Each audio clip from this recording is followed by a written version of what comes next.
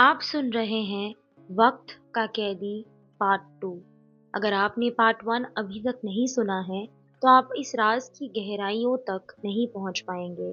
कहानी वहीं से आगे बढ़ने वाली है जहां वक्त ने एक रूह को कैद कर रखा था और जारा के आसपास खौफ और वादे की दीवार घिर चुकी थी। 8 साल की ज़ारा जो सिर्फ छुट्टियों में गाँव आया करती थी, उसके लिए इब्राहिम सिर्फ एक हमउम्र बच्चा था, एक दोस्त जो हर वक्त उसके साथ था। दिन भर खेलना, पेड़ पर चढ़ना और रात को छत पर लेटे हुए तारे गिनना। उनकी दोस्ती बहुत प्यारी थी, बिना शर्तों की, बिना सवालों की।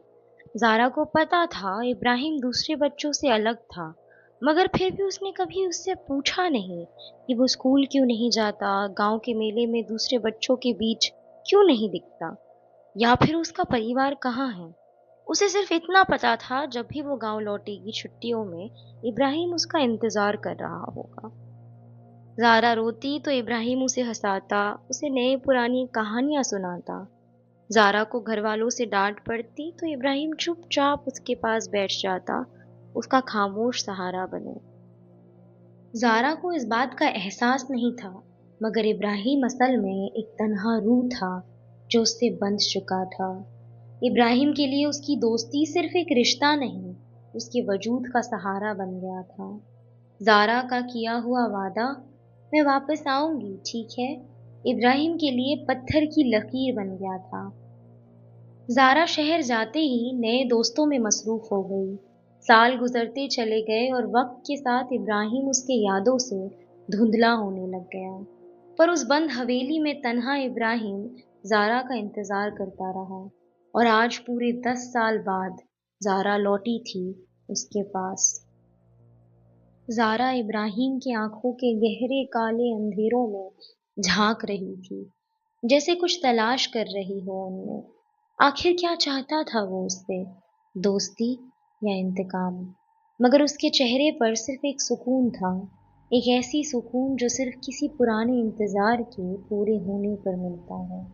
ज़ारा कुछ बोलना चाहती थी, पूछना चाहती थी, मगर उसकी ज़बान से लफ्ज़ निकलना बंद हो गए।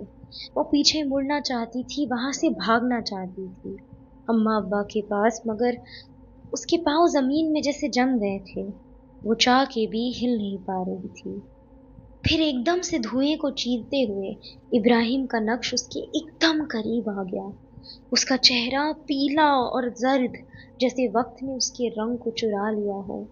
वो बोला, मैं वो हूँ जिसे दोस्ती में वादा मिला था, मगर वक्त ने उस वादे को कैद कर दिया। हर लफ्ज ज़ारा के कानों में गूंजता रहा। ज़ारा की नज़र उसकी बेजान सूखे होठ की हरकत देख रही थी, लेकिन आवाज़ ऐसी लग रही थी जैसे कहीं गहरी ज़मीन के अंदर से आ रही हो। और फिर एक लम्हा, एक ऐसी चीख जो उसने खुद से भी निकालती महसूस नहीं की। वो चीख हवा में गूंज गई और सब कुछ अंधेरा हो गया। ज़ारा के होठ खुले रहे, मगर उसका जिस्म धड़ से ज़मीन पर गिर गया।